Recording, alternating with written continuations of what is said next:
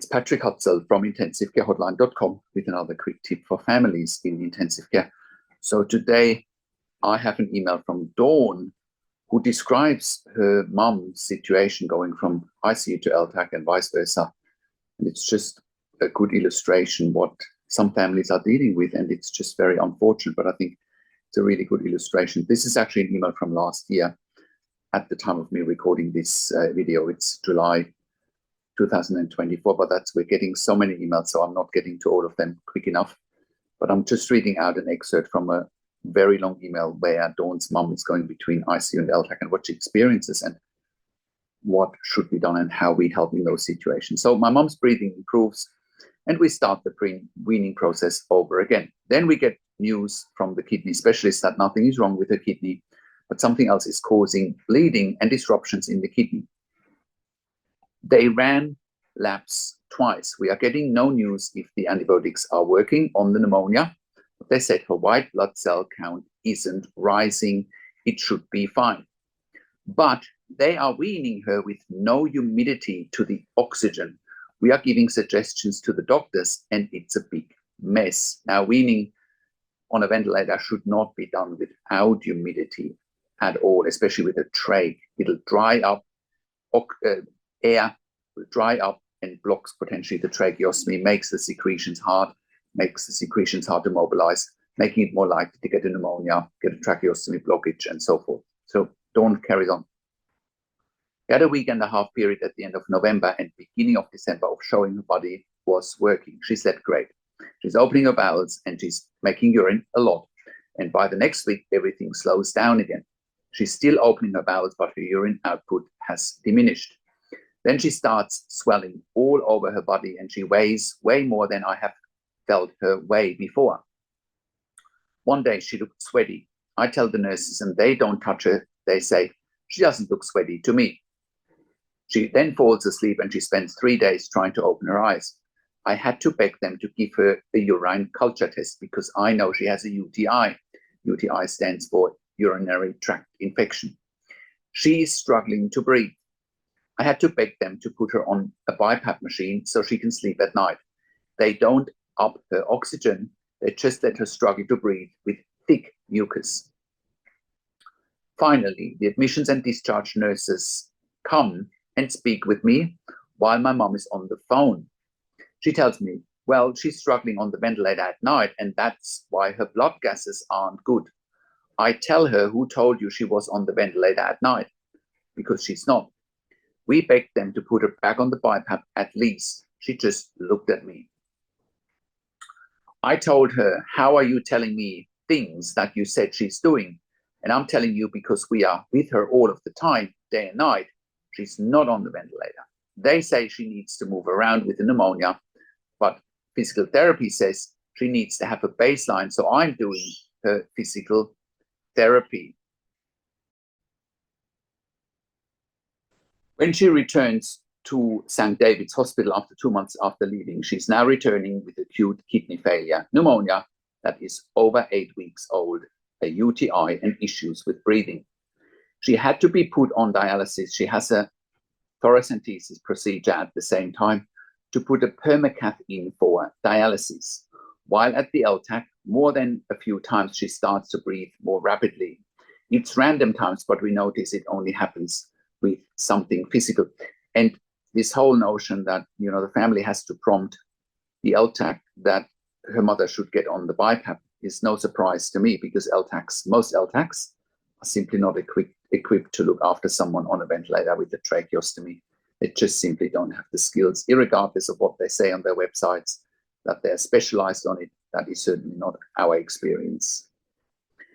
Then Dawn continues. At the regular hospital in ICU, the breathing is often, and she sweats and she turns her color quite frequently. On Christmas morning, her heart rate and blood pressure drops and she codes. They perform CPR and she gets a pulse after the second time round. She goes back to the same ICU of where she's admitted for a stroke, and not even a day after coding. Here comes the hospital representative and says, what's next? They give us a list of 4 LTACs in the Austin area. 2 are Cornerstone, 1 Texas Neuro, and another is Luling, which is an hour away from where we live. Texas Neuro denied her twice on something about insurance, and the second time because the physician thinks she won't get better. But I called and it's about her insurance. I don't know, Luling is too far away and we will never leave her alone. Now they want to have a, and she puts that in quote, family meeting, trying to force us to commit to an LTAC. We don't want her going to another LTAC. There is no way these places should be opened at all. We need help fast and desperately. I hope you can help us. Thanks for your time, from Dawn.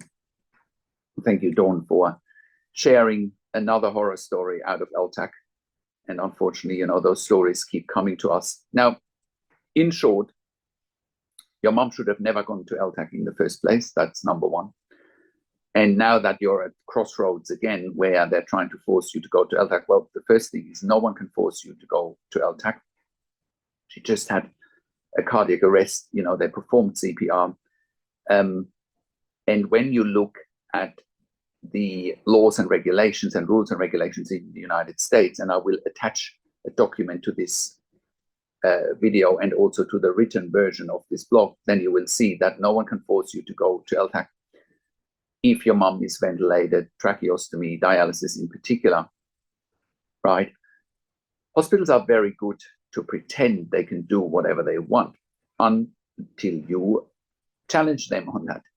And challenging them you should, because then you will see that they often retract, right? They're very good at saying, well, your mom needs to go to LTAC and we'll organize it for a transfer next week. The minute you challenge that, it goes out of the window. We have helped many, many families in intensive care to keep their loved ones where they're supposed to be and not where the hospital wants them to go because of finances and bed pressures and politics and all the rest of it.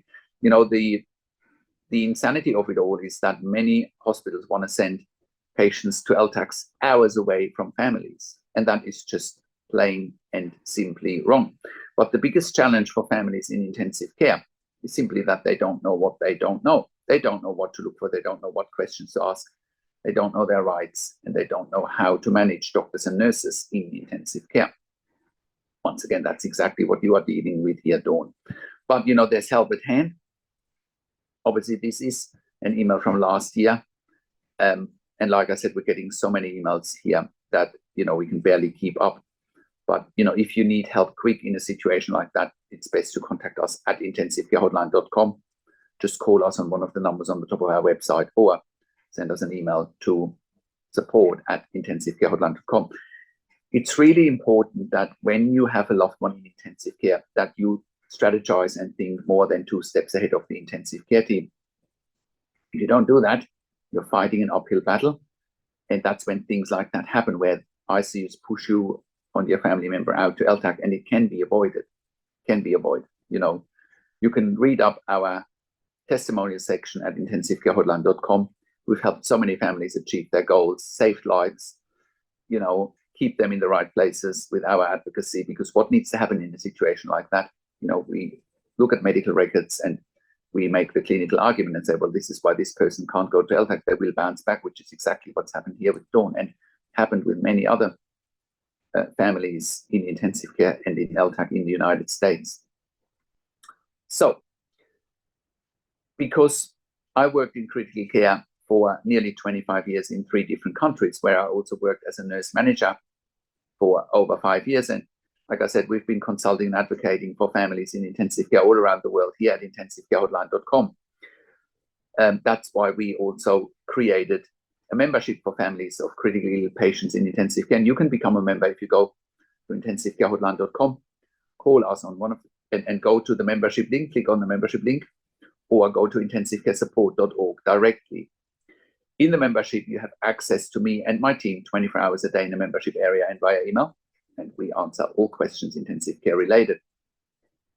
You also have exclusive access to 21 ebooks and 21 videos that I have personally written and recorded, sharing all my vast experience in critical care and intensive care, making sure you make informed decisions, have peace of mind, control, power, and influence, making sure your loved one gets best care and treatment while they are in critical care.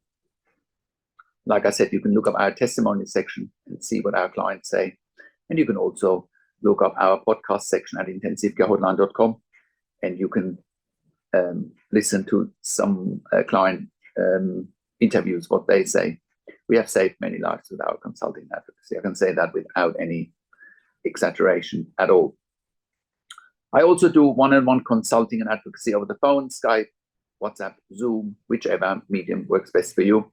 I talk to you and your families directly. I handhold you through the process, through this once-in-a-lifetime situation that you can't afford to get wrong. And I make sure you make informed decisions, have peace of mind, control, power, and influence. I also talk to doctors and nurses directly if you want me to. And I ask all the questions that you haven't even considered asking, but must be asked when you have a loved one critically ill in intensive care. I also represent you in family meetings with intensive care teams. We also do medical record reviews in real time so that you can get that crucial second opinion in real time. We also do medical record reviews after intensive care if you have unanswered questions, if you need closure, or if you are suspecting medical negligence. And all of that you get at intensivecarehotline.com. Call us on one of the numbers on the top of our website, or send us an email to support@intensivecarehotline.com with your questions. Now, and if you like my videos, subscribe to my YouTube channel for regular updates for families in intensive care. Click the like button, click the notification bell. Share this video with your friends and families, and comment below what you want to see next, what questions and insights you have. I also do a weekly YouTube live where I answer your questions live on the show, and you will get notification for the YouTube live if you are a subscriber to my YouTube channel, or if you are a subscriber to our email newsletter at intensivecarehotline.com. Now, if you want your email to be read out and answered quickly, leave a small donation in the super chat button and I will get to your email very quickly. You can also leave a small donation if you like the work that we are doing. The more families we can help all around the world in intensive care by giving them as much information as possible. Now, thank you so much for watching. This is Patrick Hutzel from intensivecarehotline.com, and I will talk to you in a few days. Take care for now.